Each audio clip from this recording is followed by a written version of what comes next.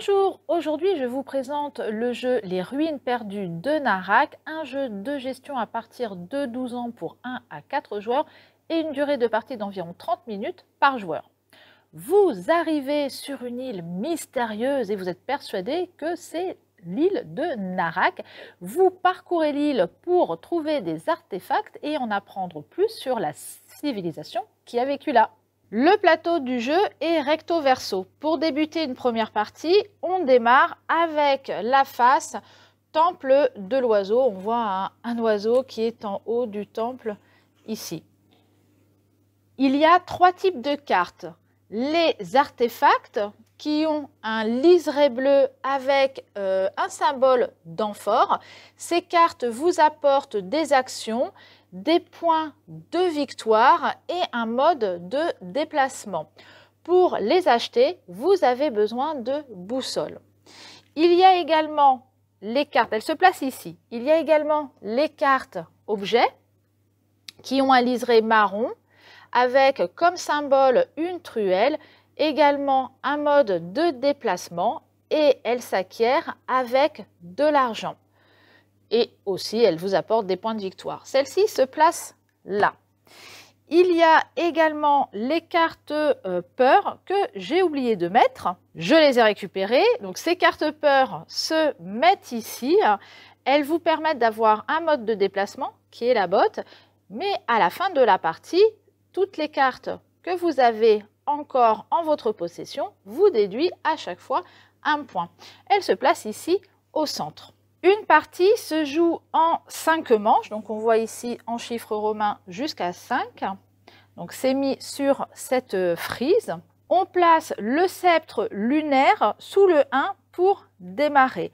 On va placer sur la gauche du sceptre les cartes artefacts, donc là pour le moment une, et sur la droite les cartes objets en commençant par la gauche et on va comme ça jusqu'au bout. Au fur et à mesure du jeu, on avancera le sceptre.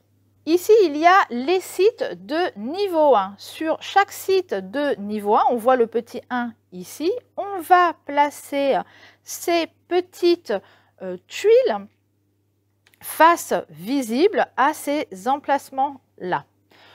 Au-dessus, ça va être les sites de niveau 2. On place 2 idoles, donc ce sont des idoles, ces petites tuiles, une face visible et une face cachée. Ces petites idoles vous rapportent tous 3 points.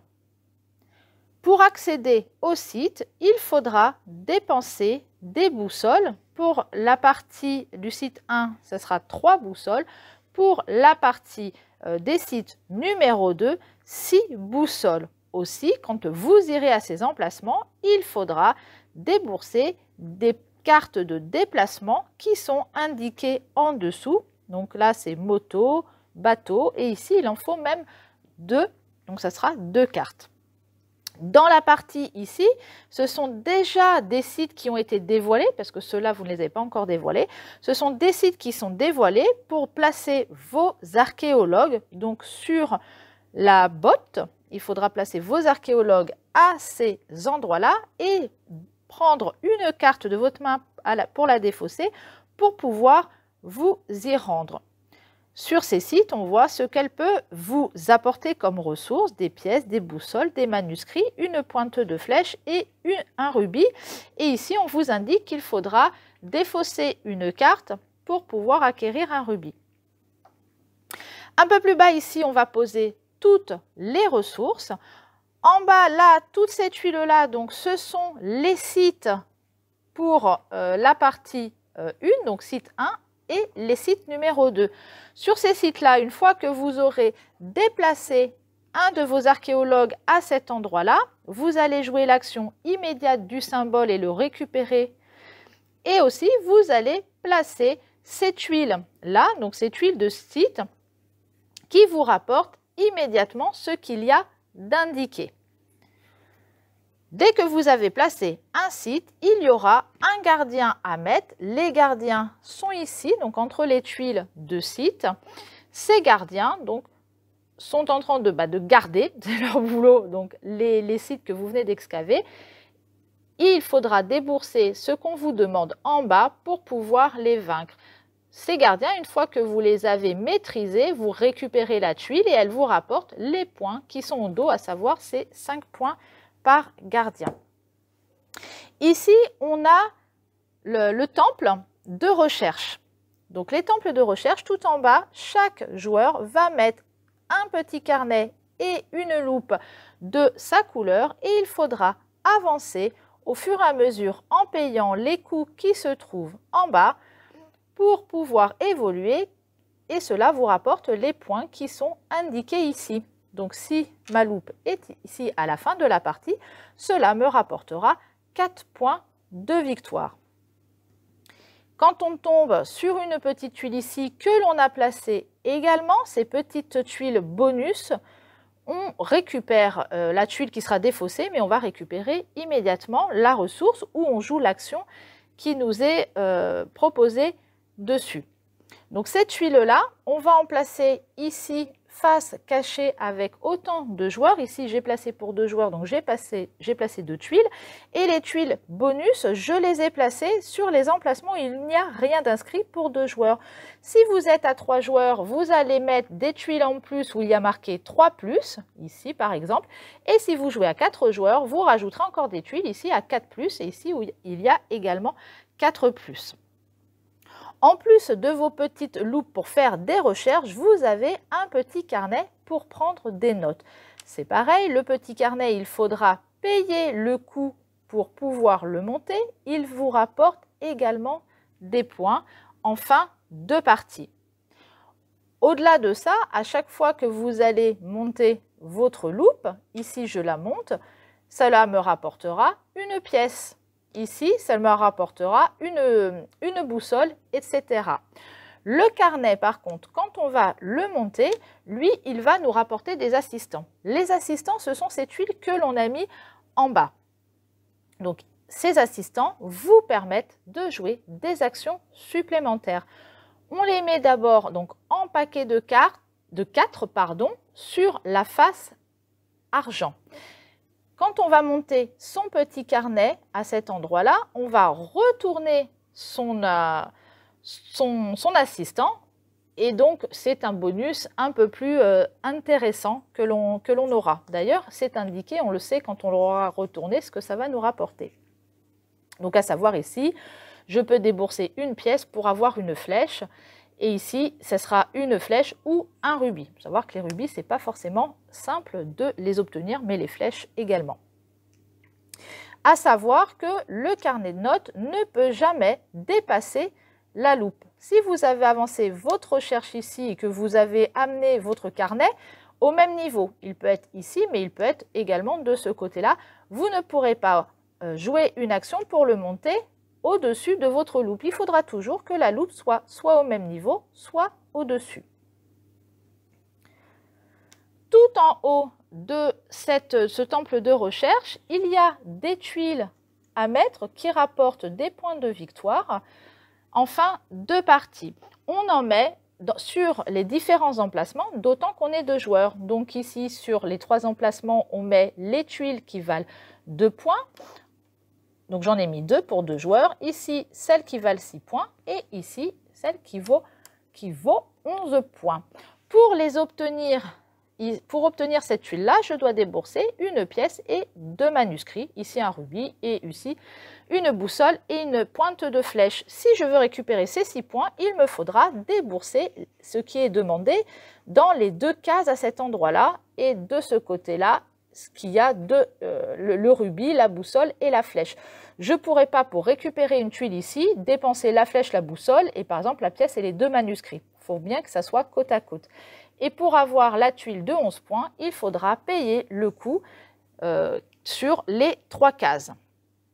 Une fois que tout ça est posé, chaque joueur va récupérer un plateau individuel où il va poser ses archéologues de sa couleur. Ici, on a les emplacements pour mettre les assistants. Ici, des actions que l'on peut jouer en plaçant à cet endroit-là des idoles qu'on aura récupérées. Et enfin, on va récupérer 4 cartes de départ pour former sa main. En plus de ça, on va récupérer chacun 2 cartes peur que l'on va rajouter hop, ici à sa main. On va mélanger bien ces cartes, le mettre sur sa pioche et prendre les 5 premières. Donc on a 6 cartes et on en prend 5 pour former la pioche. Le premier joueur récupère le marqueur. Et pour démarrer la partie, les joueurs vont déjà récupérer des ressources. Le premier joueur va récupérer 2 pièces. Le second joueur va prendre une pièce et une boussole. À 3 joueurs, le troisième prend 2 pièces et une boussole. Et à 4 joueurs, le dernier prend une pièce et 2 boussoles. Chacun votre tour, vous allez jouer une action principale et une seule et autant d'actions gratuites que vous voulez. Il y a 7 différentes actions principales. Excaver un site, donc pour cela, vous déplacez votre archéologue sur un emplacement ici qui est inoccupé pour récupérer la ressource, donc comme je vous l'ai expliqué, en défaussant une carte avec le mode de déplacement. La seconde action est de découvrir un nouveau site. Donc, comme je vous l'ai expliqué, donc les nouveaux sites, c'est ici et ici. Mettre vos archéologues à cet endroit-là en déboursant les boussoles qui vous sont demandées, défausser les cartes de déplacement qui est demandé, placer une tuile site dessus pour récupérer des ressources supplémentaires après avoir récupéré la ressource de l'idole et l'idole, puis placer un gardien. La troisième action principale est justement de maîtriser un gardien. Donc après avoir découvert un nouveau site, vous placez la tuile. Le combattre, le maîtriser, sera une action principale. L'action principale suivante est de jouer une carte de votre main qui n'a pas de symbole éclair dessus. Donc effectivement, je vais prendre les 5 cartes du premier joueur. Et en prenant, on voit effectivement que les cartes de départ, il y en aura aussi d'autres parfois qu'on pourra acheter, il y a une petite éclair. Donc cet éclair signifie que l'action est gratuite et ça, vous en jouez autant que vous voulez lors de votre tour. Les autres actions, comme on peut l'avoir sur les cartes qu'on va acquérir, il n'y a pas cet éclair. Donc c'est une action principale que vous allez jouer. Une action principale encore, c'est la recherche. Donc, montez votre loupe ou montez votre carnet en payant le coût. Et enfin, la dernière action principale est celle de passer. Quand vous passez votre tour et que vous signifiez aux autres que vous ne jouerez plus dans cette manche, vous devez attendre que tout le monde passe pour jouer à nouveau dans la manche suivante. Donc, comme je vous l'ai dit, en plus de votre action principale, vous pouvez jouer autant d'actions gratuites que vous le souhaitez au fur et à mesure que vous jouez. Vous n'êtes pas obligé de jouer toutes vos cartes dans le même tour. Vous pouvez en garder pour la suite. Et puis, vous pouvez jouer d'abord les actions gratuites et puis votre action principale ensuite. En fait, vous jouez comme cela vous arrange. Le premier joueur va par exemple... Oh, une chose, excusez-moi que je ne vous ai pas expliqué. Ici, j'ai bloqué à 2 joueurs des obstacles.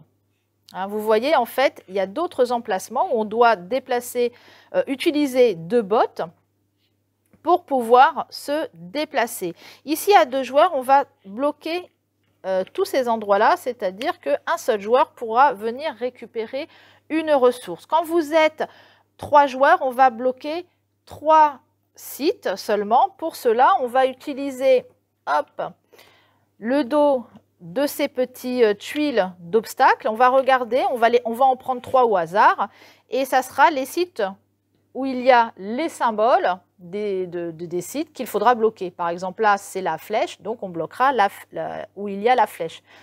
Là où il y a 2 bottes, hein, bien entendu. Et à 4 joueurs, on ne met aucun obstacle. Voilà. Donc ça, j'ai oublié de vous le dire.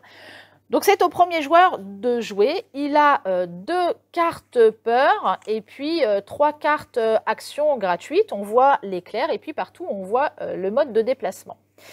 Donc sur les cartes peur, on ne peut pas faire grand-chose à faire avec, à part se déplacer. Cet archéologue-là dit par exemple, moi ce qui m'intéresse c'est d'aller récupérer par exemple des boussoles. Donc mon action principale, c'est une action principale, je vais la jouer, je vais me placer ici. Pour cela, je vais défausser une carte botte et je vais récupérer mes 2 boussoles. Il faut savoir qu'au niveau des modes de déplacement, donc vous avez plusieurs modes de déplacement sur les cartes, botte, moto, bateau, et on a même avion, qu'on ne voit pas à cet endroit-là. L'avion, la moto et le bateau peuvent remplacer les bottes. Par contre, les bottes ne peuvent pas remplacer les autres modes de déplacement. Effectivement, si on arrive à se déplacer en botte, on pourra réussir à se déplacer en bateau ou en avion ou en moto.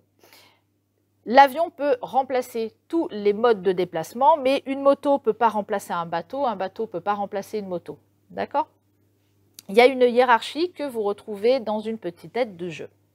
Donc, il a joué cette action principale, il a la possibilité, s'il le souhaite, de jouer une de ces actions. Eh bien, par exemple, il dit, et je vais, je ne sais pas, récupérer une pièce, par exemple.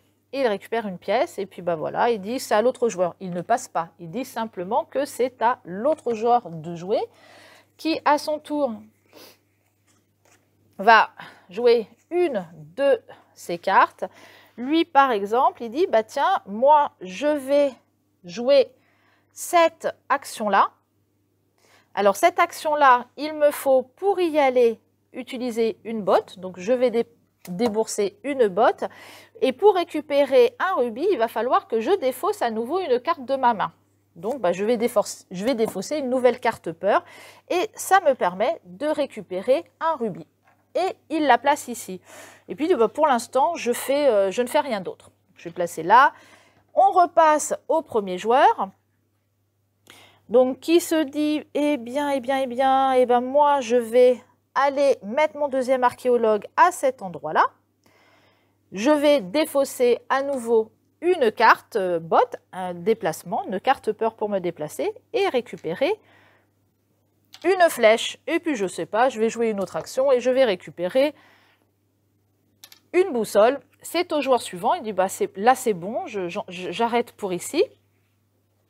Ça va être au joueur suivant de jouer. Il se dit, mais moi, je vais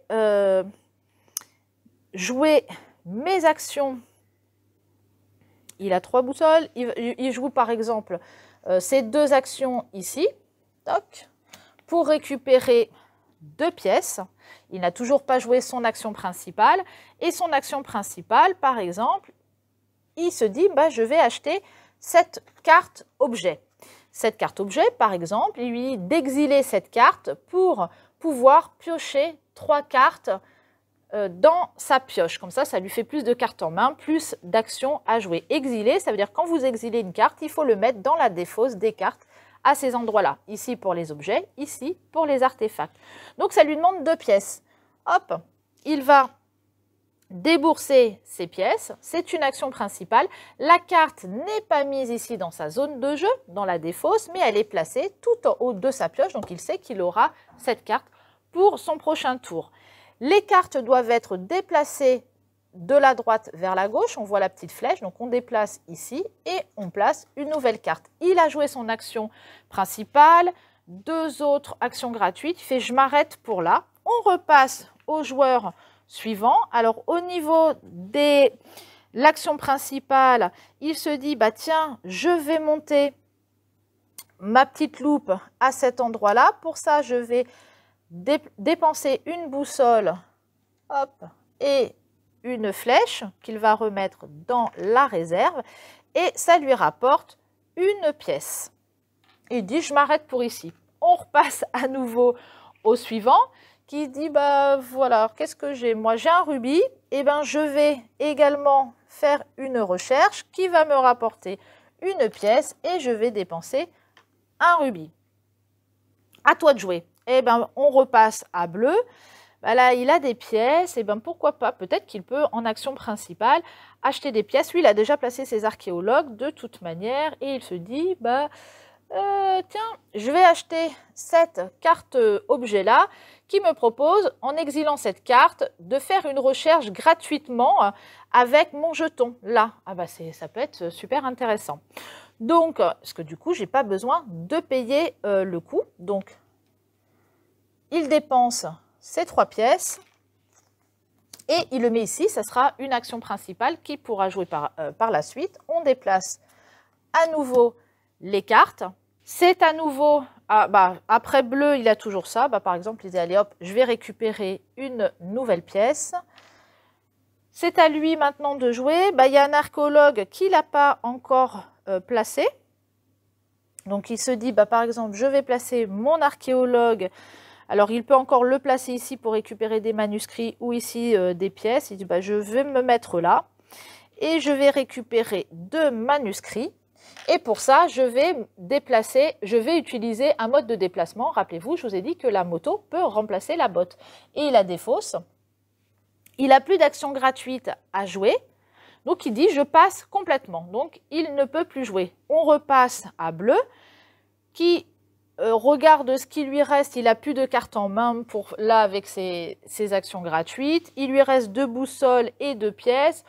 Éventuellement, il peut se dire, avec 2 pièces, pour racheter une carte, par exemple. Voilà.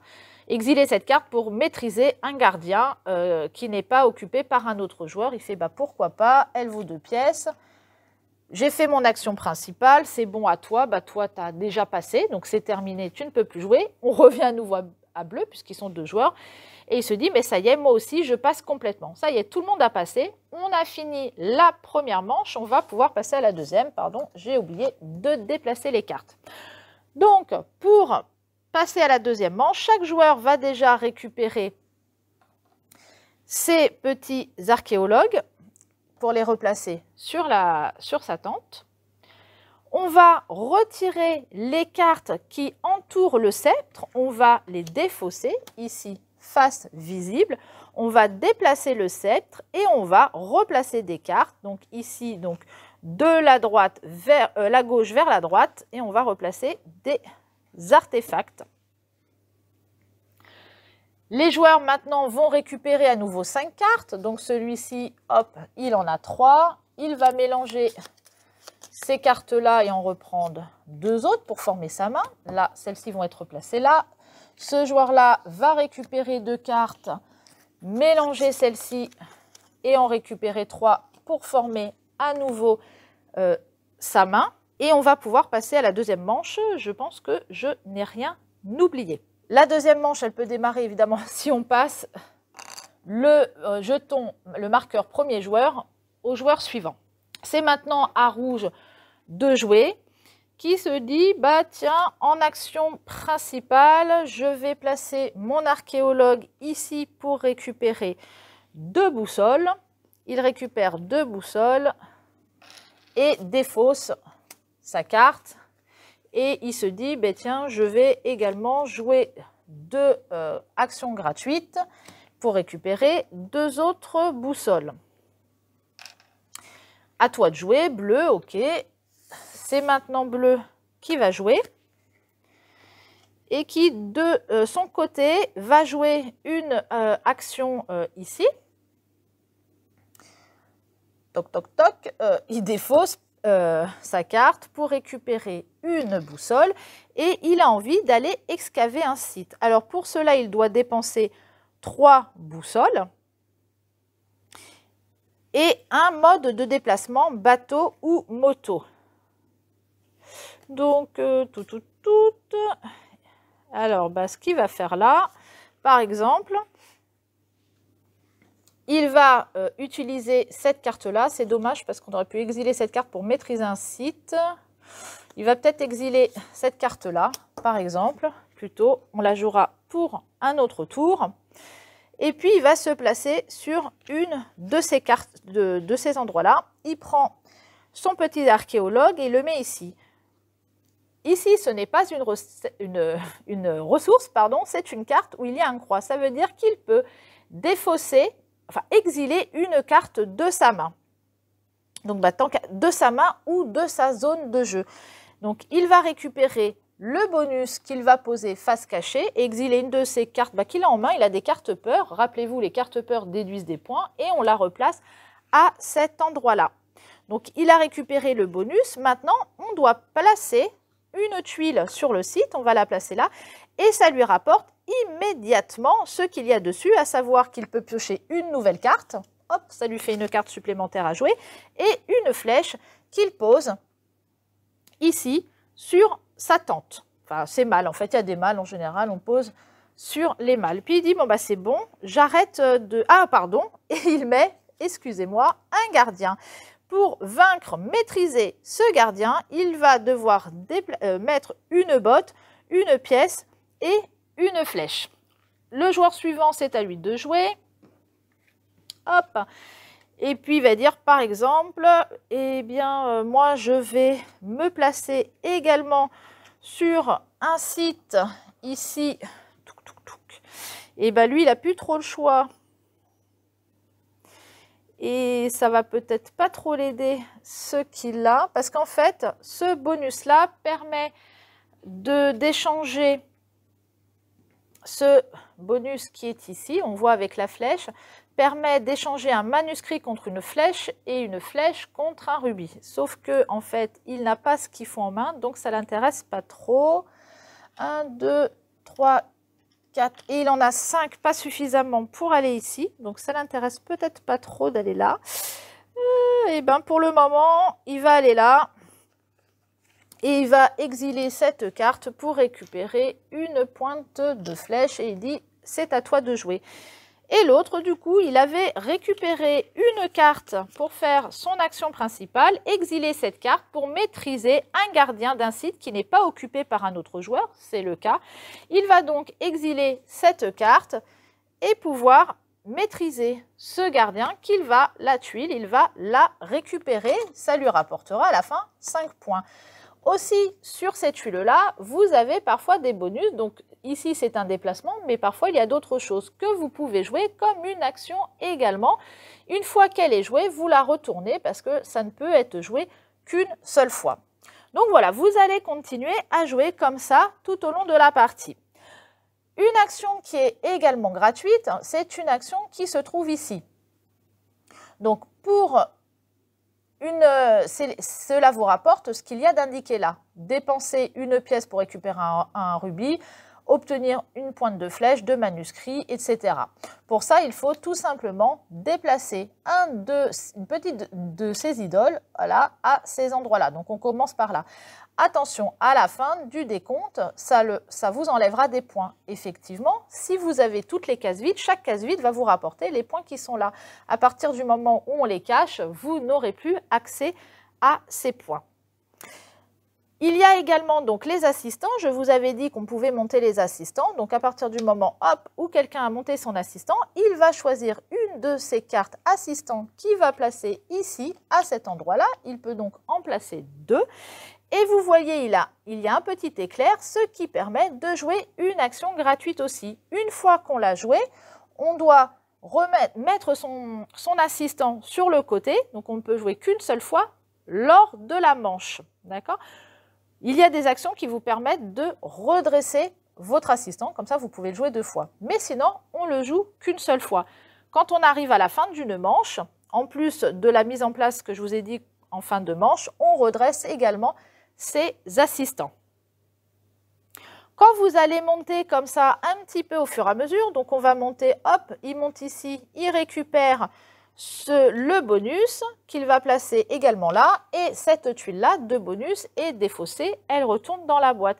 Et on va monter comme ça petit à petit. Le premier joueur qui arrive en haut va se placer sur le premier emplacement sur la gauche et cela lui rapportera 23 points de victoire. Le second se placera là, le troisième ici, le quatrième à cet endroit-là.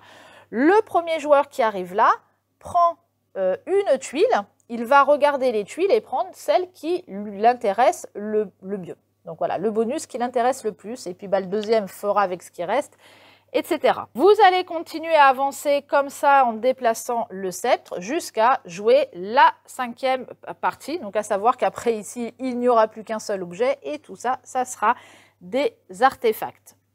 Quand on arrive à la fin de la partie, on va pouvoir passer au décompte des points. Pour ça, vous allez utiliser la petite feuille de score.